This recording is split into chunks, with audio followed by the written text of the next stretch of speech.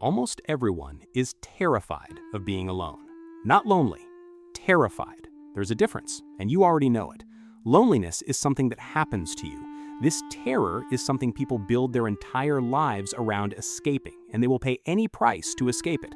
They'll stay in beds next to people they've grown to resent. They'll keep relationships that died years ago on life support because pulling the plug means being alone in the room afterward. They'll marry the person who was simply there when the fear got loud enough. Ask yourself something honestly, right now, before this goes any further. If being alone with your own thoughts is so unbearable that you'd rather spend your one life next to someone you don't even like, what exactly do you think is inside those thoughts that you're running from? Because that's the real question under all of this, not how do I find someone? The question is, why can't I stand being alone with myself for more than an hour? And nobody wants to answer it, so they find a person instead and call the running love. This video is not going to make you feel good about the search. It's going to take the search apart, piece by piece, until you can see what it actually is.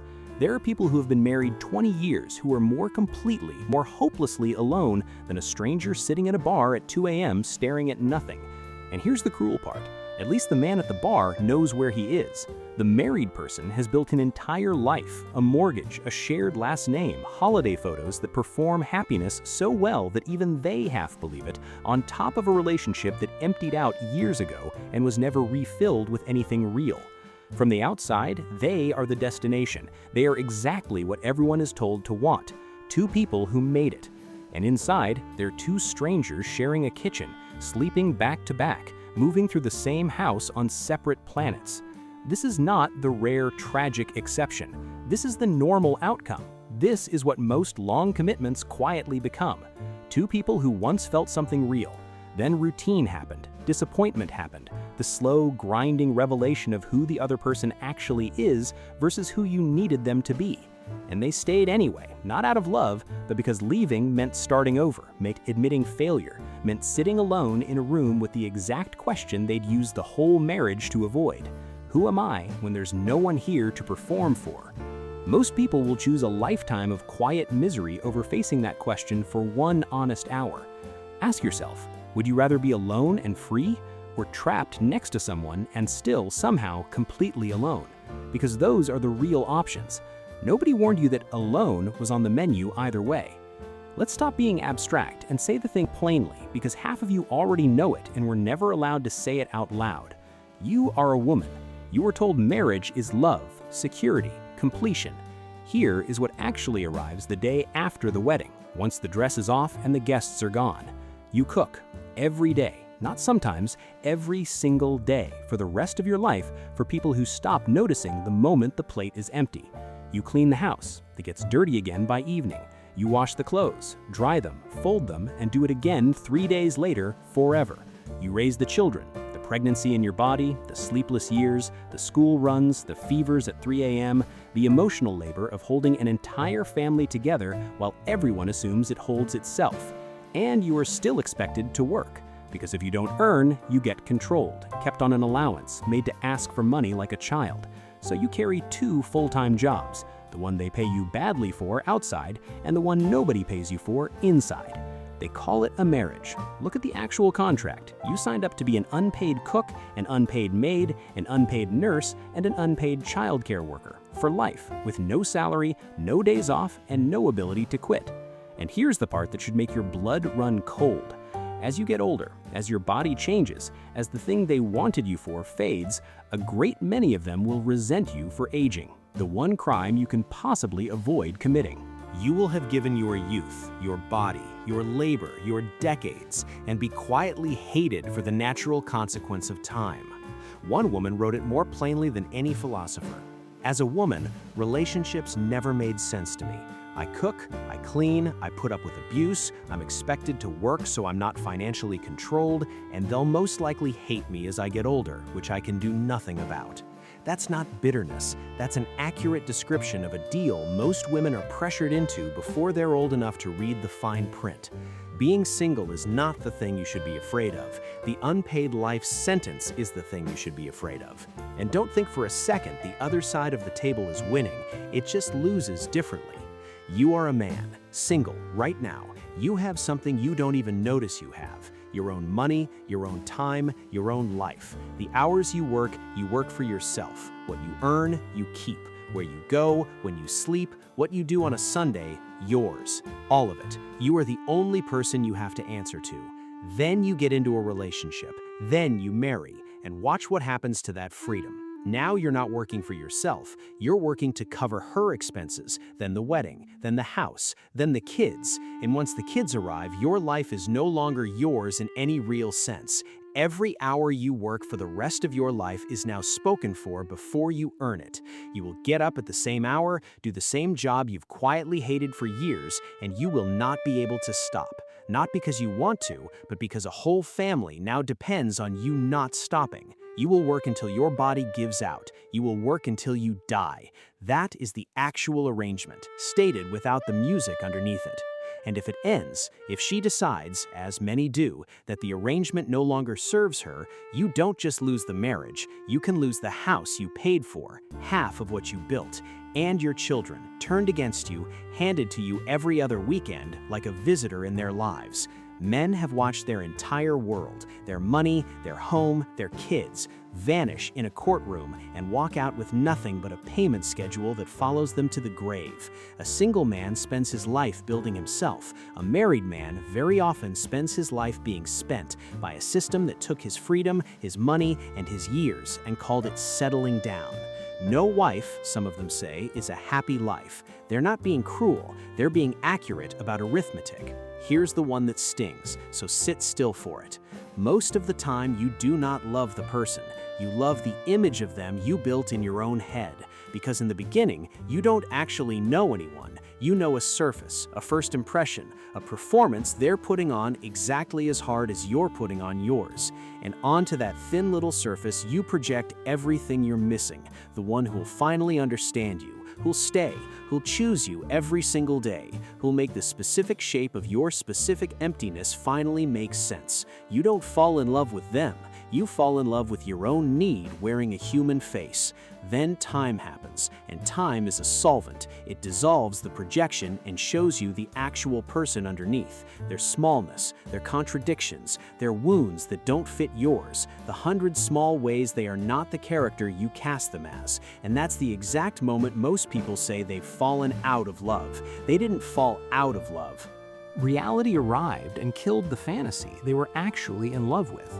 The person was never the thing. The person was the screen you projected the movie onto, and when the movie ended, you resented them for the silence. Ask yourself about the last person you couldn't get over. Were you grieving them, or were you grieving the version of them that only ever existed inside your head? We've been taught that intensity means depth, that the love which consumes you, ruins your sleep, makes you irrational, costs you your self-respect, that's the real one. That jealousy is proof you care, that needing someone so badly you can't function without them is the highest form of romance. Every song lies to you about this, every film, the whole culture. The ancients knew better. Epicurus actively distrusted romantic love because he watched what it did to intelligent people, how it made them dismantle their own dignity for scraps of attention, organize their entire emotional life around another person's moods, and called the self-destruction passion. Here's the truth nobody said to music. Jealousy is not deep love. It's the terror of someone who handed their entire sense of worth to another person and now can't survive the thought of them leaving. That's not connection, that's dependency. It's two people locked together by mutual fear, each one managing the relationship mainly to prevent being abandoned and calling the fear forever. A relationship built on that feeling is not a partnership. It's an addiction with a face. And like every addiction, it doesn't fill the hole. It just makes the hole bearable for a little while at an interest rate that eventually takes everything. This is the thing nobody tells you before you spend your whole life trying to fill an inner emptiness with outer company. The emptiness does not disappear when another person shows up. It just changes flavor. Single, the loneliness has an obvious cause. You're alone, so of course. But get into the relationship, get the person lying right there next to you, and feel it still there. And now it's worse, because now you've used up your last excuse. You can't tell yourself the right person will fix it anymore. The right person is in your bed, and the emptiness is still humming underneath your ribs, and now you have to face the thing you've been avoiding your entire life. It was never about being alone. The hole was always inside you, and no other human being was ever going to fill it. Some people discover this too late, after the wedding, after the kids, after they've built an entire life on the assumption that the right person completes you. They were never looking for someone to love. They were looking for someone to make them stop feeling what they feel when nobody's around. And no one can do that job, not because they don't love you enough, because it's not a job a human being can do. Here's a fact: no relationship in history has ever dissolved, and none ever will. You are alone in there. Structurally, permanently, irreducibly alone. Not unloved, alone. No other consciousness has ever entered yours. Nobody has ever felt your pain with the exact texture you feel it.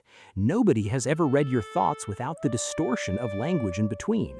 There is a core of you that has never once been fully transmitted to another human being, not because you didn't try, but because the transmission is impossible. You have lived your entire life with a self that no one else will ever completely know, and you will die with it. Love can warm the gap between you and everyone else. It can never close it. Most people spend their whole lives running from this fact, but the person who actually turns and faces it gets something in return that nothing can take away. Because once you accept that you are fundamentally alone, you stop demanding the impossible from other people. You stop punishing your partner for failing to be the total cure for your existence. You stop mistaking the temporary relief of being near someone for the actual solving of the emptiness inside. And everyone you love will leave. There's no soft way to say it. Either they die first and you're left holding the memory of a body that used to be in the room, or you die first and the last thing you feel is the gap between your inside and everyone standing around you. There is no third door. Everyone you have ever loved will either bury you or be buried by you. That's the whole contract. And most people spend their lives not looking at it and call the avoidance happiness. Understand why the culture is so desperate for you to be in a relationship. It isn't about your happiness. A single person at peace is a problem. Not a moral problem, a structural one. Because a person who has learned to be alone without suffering has escaped the oldest control system ever built. You cannot sell them inadequacy. They don't feel incomplete. You cannot frighten them with the threat of dying unchosen. They've already made peace with themselves. You cannot trap them in a dead relationship by weaponizing their fear of solitude, because they've sat in the solitude and found it survivable. The romantically desperate person is the most controllable human being alive. Every decision they make is bent by the need to find or keep a partner, which means their behavior can be predicted, exploited, and sold to 1,000 times over.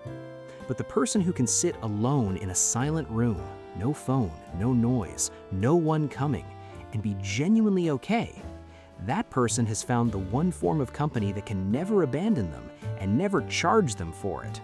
They are free. And free people are very hard to sell things to, which is exactly why everything around you is engineered to make sure you never learn to sit still long enough to become one. Here's a truth so obvious that nobody dares to say it at a wedding. You are a completely different person every 10 years. The you at 40 is not the you at 25. The you at 60 won't be the you today. Your desires change, your needs change, your whole personality gets quietly replaced cell by cell, belief by belief, until the person standing there shares a name with who you were and almost nothing else. Now look at what marriage asks of that constantly changing creature. It asks you to promise, permanently, exclusively, until death, that you will want the same person in the same way across every version of yourself you haven't even become yet. You are signing a lifetime contract on behalf of a stranger, the person you'll be in 30 years who never got a vote. It is the most insane promise a human being can make, and the culture hands it to you as the minimum, not a rare achievement, the default, the thing you're supposed to do. And here's the cruelty most people never name. The tragedy isn't that people break these promises. The tragedy is how many people keep them, long past the point where keeping them costs everything. Two people who stopped being right for each other a decade ago, still there, still going through the motions, staying not out of love, but out of fear, out of finances, out of the children, out of the sheer horror of starting over. The body stays in the marriage, the person left years ago, and they call that endurance a virtue. Ask yourself directly, are you actually afraid of ending up alone, or are you afraid of ending up trapped and calling the trap security because everyone around you did the same thing? And then, for so many, come the children, and the children are the point where the door quietly locks from the outside. Understand this clearly because it's rarely said. Before children, leaving a dead relationship is at least possible. Painful, expensive, but possible. After children, the exits mostly close. Now you are bound to this person for the rest of your life, whether the love survived or not. Bound by school runs and custody schedules and the terror of what a split does to a child. Now the misery has hostages. Two people who no longer even like each other will stay in the same house for 18 years, performing a marriage for small witnesses who can feel the coldness anyway. The kids grow up inside a quiet war nobody declared, learn from it exactly what love is supposed to look like, and carry that blueprint straight into their own relationships, and the whole thing runs again, one more generation deep. And when the children finally leave, the two people who organized 2 decades around them look across the table and find a stranger. The shared project is gone, the distraction is gone, and underneath it, where the marriage used to be, there is nothing. Because there was nothing there for years, and the children were the only thing left holding 2 strangers in the same room. A single person keeps the one thing that was always theirs, the ability to walk out of any room that stops serving their life. The married parent hands that ability away, often to someone who one day may not love them back, and calls the surrender a family. None of this means a child is not loved. It means the arrangement is a cage, and the love inside it doesn't unlock the door. Now, you can see where all this actually comes from. From the time you were a child, one idea got planted in you with the force of a biological command. There is someone out there made for you. Someone who will arrive and make the emptiness stop. Someone who will take the weight you've been carrying your whole life and finally make it mean something. Someone who will justify your existence by choosing it. It is one of the most destructive ideas ever put into a human mind. Here's why. The second you believe you need someone to be complete, you have made yourself available to be used by anyone. You will accept less than you deserve because less is better than nothing. You will shrink yourself, edit yourself, rebuild yourself into whatever the other person seems to want because losing them feels like losing the only thing standing between you and the void. And you will call this love. It is not love. It is fear, managed by another person's body being in the room. Look at what people actually do in the name of it. A woman lowers every standard she has because the alternative is another Saturday alone. A man stays with someone who treats him like furniture because leaving means silence, and silence terrifies him more than disrespect. Both of them call it commitment. Both of them are just scared and using each other as a place to hide from the fear. You were not born incomplete. You were taught to feel incomplete systematically from before you could question it, because an incomplete person keeps searching, and a searching person keeps buying, keeps settling, keeps consuming. A whole person is a problem. A whole person can't be sold anything. Step back and look at the image you've been sold your entire life. 2 people, a shared home, children, the holidays done correctly, the photos posted at the right moments, signaling to everyone that you've arrived at the destination you were told to reach. That image is not really about happiness. It's about making you legible, predictable, manageable, organized around the exact institutions that need you to keep running. A married person with a mortgage and children works the job they hate without complaint because they can't afford not to. They consume in the approved patterns. They don't cause trouble. They are, from the system's point of view, perfectly solved. And the single person at peace is the one variable the whole machine can't account for. because they've discovered the thing the advertising exists to hide. That you can be whole without being chosen. That your worth is not a number set by someone else's desire for you. That a life can mean something without a witness signing off on it. Once someone knows that, not as a slogan, but as something they've actually lived, they become almost impossible to manipulate. And that is precisely why you were taught from before you could question it that you are half of something, incomplete on your own, waiting to be finished by another person. You were not born as half. You were sold the idea that you were, so you'd spend your life and your money trying to buy back the wholeness you never actually lost. So here's where this actually leaves you. None of this is an argument for isolation. It's not a case for going cold, cutting everyone off, or posting fake independence online while you check your phone every 4 minutes, hoping someone thought about you. That's not solitude, that's loneliness in a costume. Real solitude is quieter and much harder. It's the ability to sit in a silent room, no distraction, no performance, no person, and simply be okay. Not numb, not performing strength, actually okay, actually present with yourself as you are, needing nothing external to make it bearable. And here's the part that changes everything. This is not the same as not wanting love. Love can absolutely exist on the other side of this. But it will be a completely different thing than what most people have. It will be chosen freely, from desire instead of terror, offered without the desperation of someone who needs the other person just to survive the day. And that is the only kind of love that was ever actually love, because you cannot truly give yourself to someone until you found the self you're giving. Everything before that is just two frightened people using each other to avoid the same discovery. You were not born incomplete. You were taught to feel that way on purpose, so you'd keep searching and never sit still long enough to find out the completion was already inside you. Staying single is not the sad option.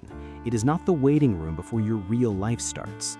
For most people, honestly, it is the real life. The one period where your time is yours, your money is yours, your body is yours, your decisions are yours, and no one owns a single hour of your future. Choose yourself first, not as a backup plan, as the only foundation anything real could ever be built on. And if love comes after that, real love from a whole person, chosen and not needed, good, but you will no longer require it to breathe. That's the difference between a free person and a hostage. Stop being the hostage. This channel is kept alive by a rare community, unflinching people who don't look away from the hard questions. If you feel you belong here, become a member of the channel. It's the most direct way to keep this project alive, and it opens the door to exclusive content and conversations most people will never be ready for. To those already inside, you are the backbone of all of it. Thank you. Super thanks helps more than you know, but even just by watching, commenting, or sharing, you're already part of this, and here, that matters. One question before you go, and answer it honestly in the comments. Not to me, to yourself. If you had to choose one for the rest of your life, would you rather be loved or be free? And be honest about why. This is Eternal Rift.